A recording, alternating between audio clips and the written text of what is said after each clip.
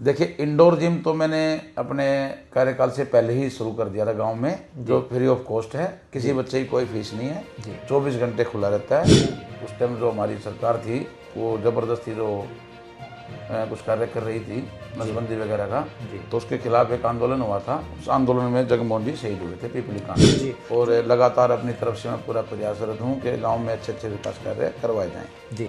खरखोदा तहसील से महज 4 किलोमीटर और जिला मुख्यालय सोनीपत से 20 किलोमीटर की दूरी पर बसा है एक ऐसा गांव, जिसकी पहचान सिर्फ खेत खलिहान तक सीमित नहीं, बल्कि स्वतंत्रता संग्राम, अध्यात्म, पहलवानी और वीरता की अद्भुत गाथाओं से है। यह है गोपालपुर गांव।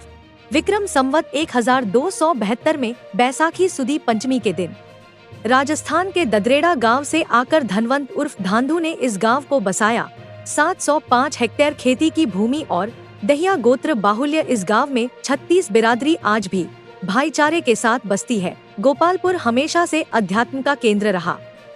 विक्रम संवत 1953 यानी सन 1896 में यहाँ संत योगाश्रम की स्थापना हुई। यहीं के चेतनानंद महाराज दूर दूर तक संत और वैद्य के रूप में प्रसिद्ध हुए।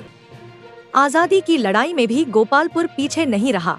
गांव के दलीप सिंह, हुकमचंद, चंदगी हरके, शीशराम और नंदलाल सहित अनेक वीरों ने नेताजी सुभाष चंद्र बोस के साथ मिलकर आजादी की लड़ाई लड़ी। यहाँ के चंदरभान पुत्र बांधे जैसे पहलवान अपने से दोगुने वजन वाले पहलवानों को भी चुटकियों में चित कर देते थे। पहलवानी की यह परंपरा आज भी गांव की मिट्टी में जीवित है। चर्चित पिपली कांड में इसी गांव के जगमोहन शहीद हुए, जिन्हें आज भी लोग श्रद्धा से याद करते हैं। वहीं गांव का वीर सपूत अमित दहिया कश्मीर में आतंकियों का काल बना। 2020 में उन्हें उनकी वीरता के लिए सेना मेडल और बाद में शौर्य चक्र से सम्मानित किया गया। यह साबित करता है कि गोपालपुर की मिट्टी में पैदा होने वाले युवाओं की नस नस में देशभक्ति और शौर्य बहता है। आज गोपालपुर का भूगोल बदल रहा है। गांव के नजदीक IMT की स्थापना और मारुति कारखाने के लगने से यह क्षेत्र अब विश्व मानचित्र पर सुनहरे अक्षरों में अंकित होने जा रहा है। हमारे विधायक पवन खरखोदा और मारुति कंपनी के सहयोग से गांव में कई विकास कार्य करवाए गए हैं। शिक्षा, स्वास्थ्य और रोजगार की नई संभावनाओं के साथ गोपालपुर अब आधुनिक और आत्मनिर्भर बनने की राह पर है। हमारा सपना है कि आने वाले वर्षों में गोपालपुर न केवल हरियाणा बल्कि देश का आदर्श गांव बने। इतिहास, अध्यात्म, वीरता और विकास की अनोखी मिसाल यही है गोपालपुर गांव। यह गांव आने वाली पीढ़ियों को हमेशा प्रेरणा देता रहेगा कि जहां जन्म लिया है उस मिट्टी का कर्ज हमेशा निभाना है। नमस्कार साथियों, आप देख रहे हैं जगत महान न्यूज और मैं हूं आपके साथ तेजवीर सिंह। साथियों, जगत महान न्यूज की टीम आपको लगातार प्रदेश के अलग अलग गांव में जाकर वहां के सरपंच की कहानी और सरपंच की जुबानी जो है आपको दिखा रही है। आज भी हमारी टीम पहुंची है खरखोदा क्षेत्र के गांव गोपालपुर में। यहां हमारे साथ मौजूद हैं सरपंच विनोद कुमार जी। आइए इनसे जानते हैं कि गांव में किस तरह का विकास कार्य इन्होंने करवाए हैं और गांव का क्या इतिहास रहा है। विनोद जी, सबसे पहले आपका स्वागत है हमारे चैनल जी। विनोद जी, वैसे हम आपके गांव के बारे में काफ़ी कुछ पता किया है। स्वतंत्रता सेनानियों का गांव आपका रहा है और यहाँ पर काफ़ी ऐसे लोग रहे हैं जिन्होंने मतलब देश के लिए काम किया है। उनके बारे में भी हम आपसे जानेंगे और आपने गांव में जो विकास कार्य करवाए हैं उनके बारे में भी हम आपसे जानने का प्रयास करेंगे। सबसे पहले आपका स्वागत है। धन्यवाद जी।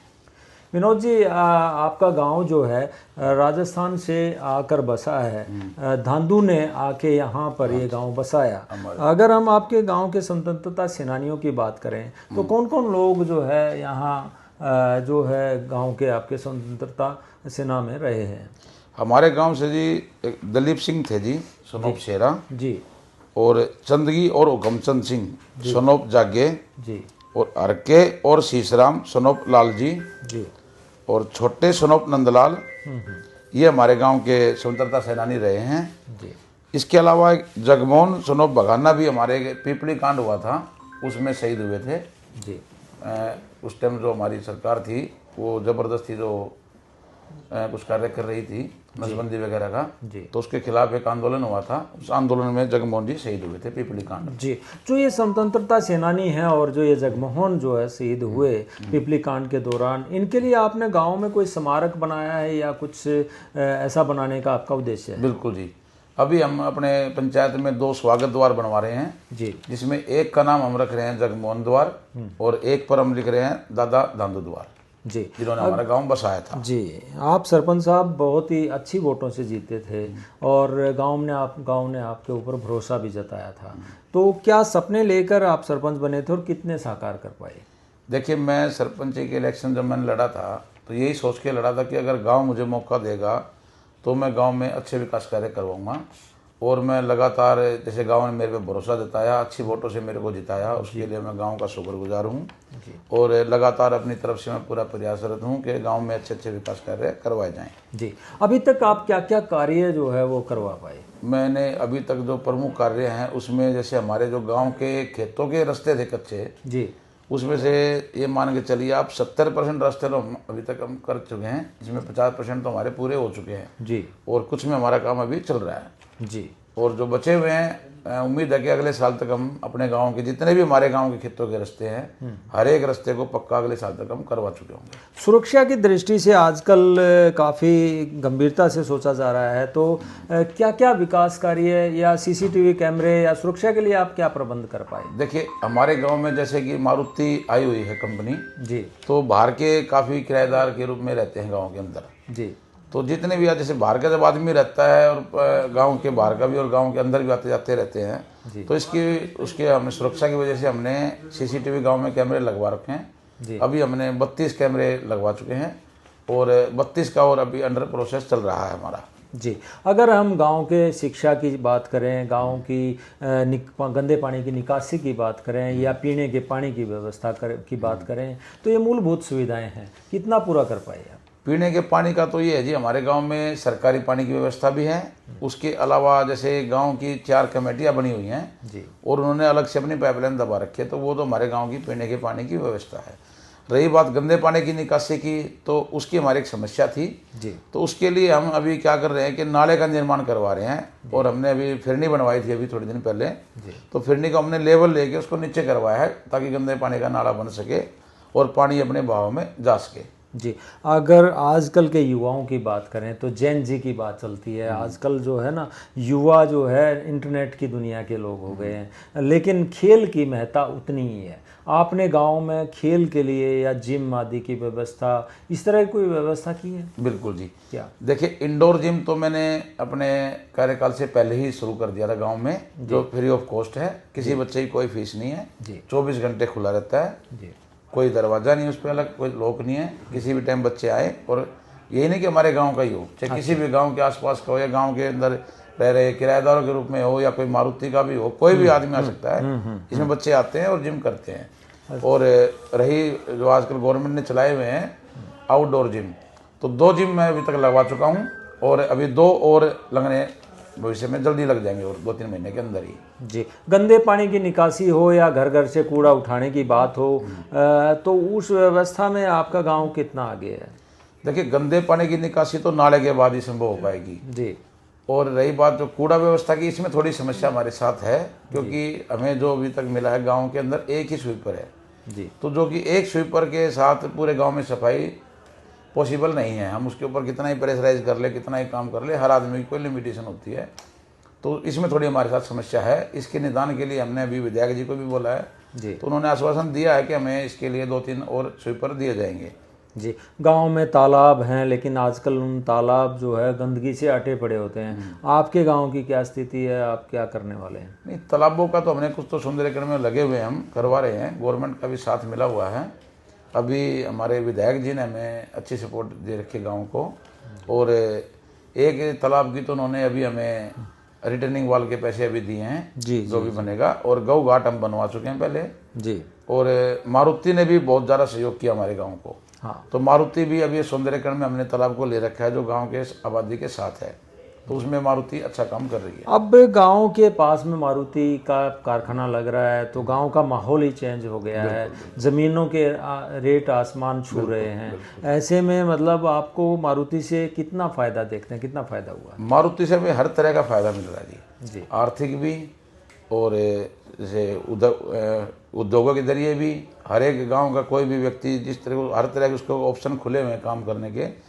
और एक किराए की सुविधा बढ़ी है गांव में, इनकम बढ़ी है हर आदमी की। जब सोर्स ऑफ इनकम बढ़ता है तो उसका रहने का नज़रिया भी बदलता है और उसका सुधार भी होता है इसमें। जी, क्योंकि आपके क्षेत्र के गांव के लोगों की ज़मीन जो है इसमें एक्वायर हुई है तो कई बार रोज़गार की बात उठती है कि मारुति में रोज़गार दिया जाए क्षेत्रीय युवाओं को। गांव को गोद लेने की बात होती है, गांव के स्कूल को गोद लेने की बात होती है, सफाई व्यवस्था की बात होती है। तो कोई आपकी बात बढ़ी है मारुति के साथ या सरकार के साथ? बिल्कुल बिल्कुल, मारुति का हमारे गाँव के लिए बहुत ही ज़्यादा सहयोग रहा है।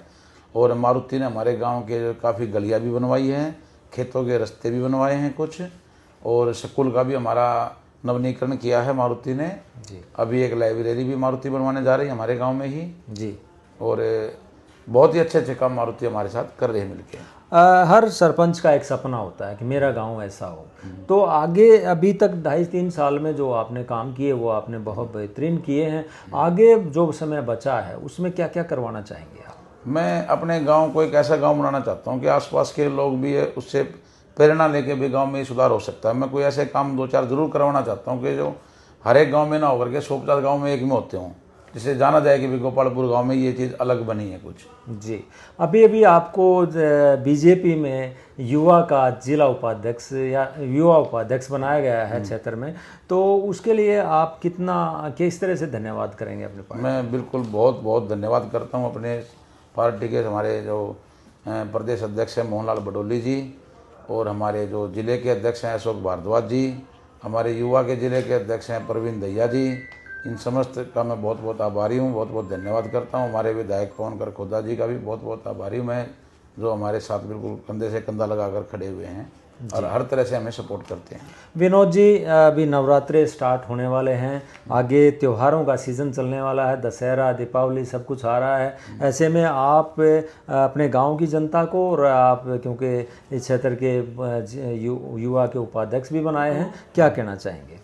देखिए, गांव के जो अभी नवरात्र वगैरह आ रहे हैं, जो भी त्यौहार आते रहते हैं, हम तो यही कामना करते हैं कि गांव बिल्कुल ठीक ठाक रहे, अच्छी तरह से, हमें कोई ऐसे हादसे ना हो। अभी बल्कि हमने गांव की तरफ से एक जागरण का आयोजन किया जाना था अभी, लेकिन गांव में हादसे हो गए 2 अभी, तो उसकी वजह से हमने उसको कैंसिल करना पड़ गया। नहीं तो अभी हमने 24 तारीख को एक रक्तदान शिविर का भी आयोजन कर रखा था पंचायत की तरफ से ही जी। और मंदिर की एक हमारी कमेटी है जी, उस कमेटी की तरफ से हमने जागरण का भी आयोजन कर रखा था जी। लेकिन एक 2 दुर्घटना के कारण इसको अभी पोस्टपोन करना पड़ गया है। जी, तो दर्शकों, देखा आपने, ये थे विनोद दहिया, गोपालपुर के सरपंच, जो कि युवा हैं और लगातार समाज सेवा के क्षेत्र में भी आगे रहे हैं और अभी तक इन्होंने काफ़ी काम किए हैं। सुरक्षा की दृष्टि से सीसीटीवी कैमरे लगाए हैं, खेलों की दृष्टि से जिम आदि का, इंडोर जिम का भी निर्माण करवाया है और ओपन जिम का भी निर्माण करवाया है।